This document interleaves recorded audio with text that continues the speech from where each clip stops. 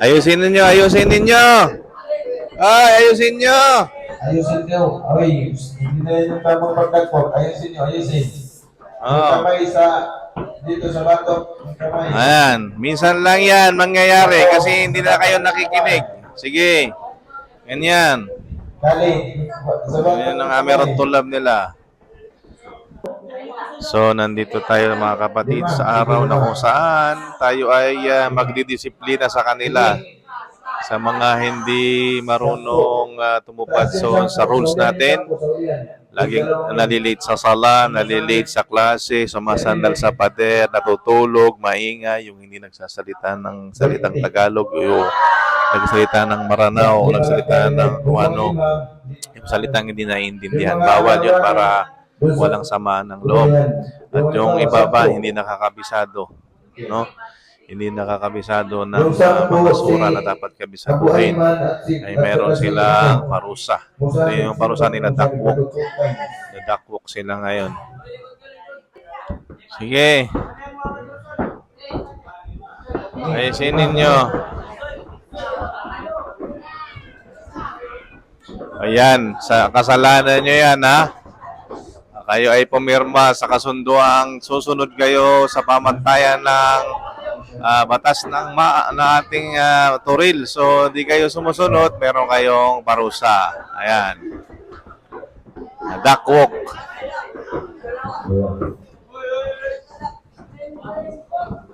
Ayusin ninyo, ayusin ninyo. Ay, ayusin nyo. Ayusin nyo. Ay, hindi na yun yung tamang pagdagpot. Ayusin nyo, ayusin. Yung kamay dito sa batok. Yung kamay. Ayan, minsan lang yan mangyayari kasi hindi na kayo nakikinig. Sige, ganyan. Kali. Sa batok Yan ang ng Ameron kamay. tulab nila. Bakit sila binibigyan ng Kasi disciplinary action? isa sa mga stad, yung paglabag, lumalabag sila sa rules. Nilalabag nila.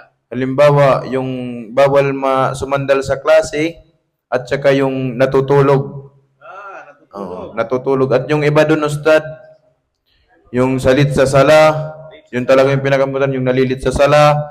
At yung iba, lit sa klase, Maingay. maingay, yung nag-uusap-usap at yung hindi nakatasmi, ustad. Hindi nakasmi. Hindi nakatasmi yung iba. Hindi ka natutulog. Oo, O yun. Sa susunod, dapat mas mahirap. inshallah. Para hindi sila uulit. Push up daw ko, no, ustad. Yung tipong iiyak sila na tingnan natin. Kasi hindi kayo nakikinig eh. Okay? So ito ay mga kapatid. Hindi ito para pagpapahirap sa inyo, kundi para gawin ninyong seryoso yung ninyo, pag-aaral.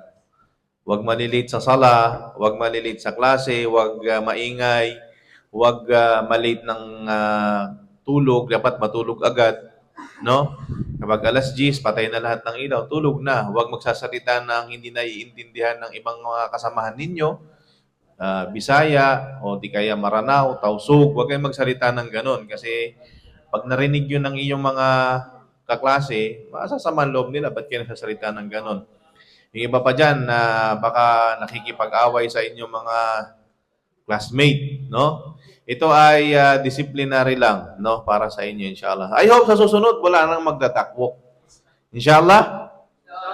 Inshallah. Tsaka pag sinabing kabisaduhin daw, magtasmi kayo para bukas. Kasi kailangan yung makabisado. Kakagawin ninyo yun. Ha?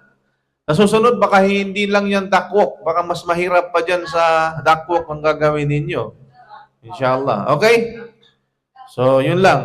Inshallah. I hope magtanda kayo. Okay? Assalamualaikum warahmatullahi wabarakatuh. Emir. Sige.